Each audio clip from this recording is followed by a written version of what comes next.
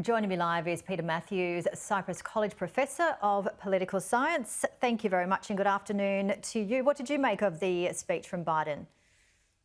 Good afternoon, Jamie. It was very impressive in the sense that he had to show energy. He also had to show a grasp of issues.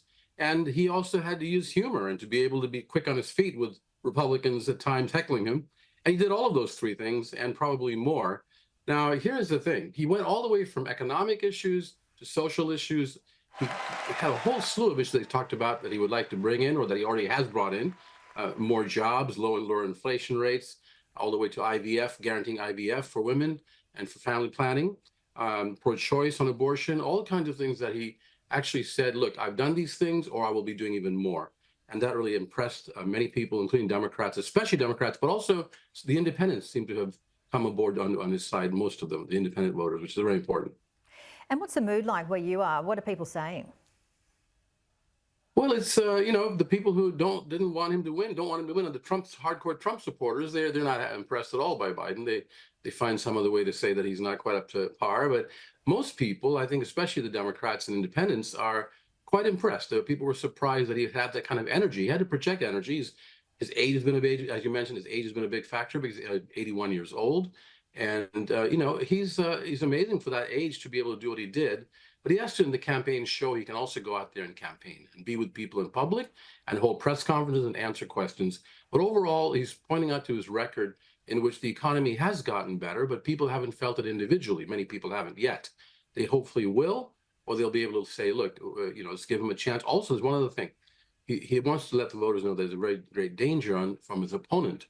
And he's showing that President Trump can be very unpredictable, and it could cause a lot of problems in terms of his past record and when he was president. So President Biden is also using that danger warning to the people to get them to vote for him, even though some people may not be so enthusiastic about him, but many are, of course, in this case. So, Professor, it's looking almost certain that it's going to be a Trump-Biden rematch, a bit of deja vu. What's this going to look like, in your opinion? It is deja vu, isn't it?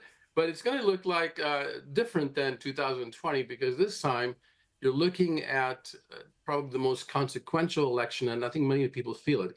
Even though many people did not want these two men to be the top two candidates, they wanted to have other choices. Now they're down to this. This is the wire. This is it, down to the wire. The only two choices they have, and this differences are stark.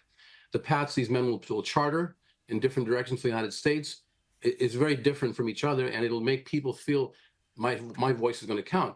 So even though some Biden supporters may not be as enthusiastic as perhaps others, they will still go to the polls and vote for him, I'm predicting. He does have to reach out to groups such as young people, whom he is disappointed in terms of what's been happening in Gaza. And he's taking a firmer line now on getting food and aid to the Gaza people, and also stopping Israel from creating a lot of these deaths and the activity in Israel, in Gaza, by Israel, has caused so much death. 31,000 people died. Mr. Biden has been very clear that this is not tolerable anymore.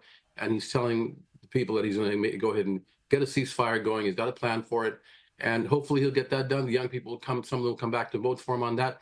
But also he has to bring back the African American vote, the Latino vote, and the women are voting for him heavily now because of his strong position on abortion, choice, and IVF. So I think he'll bring them back.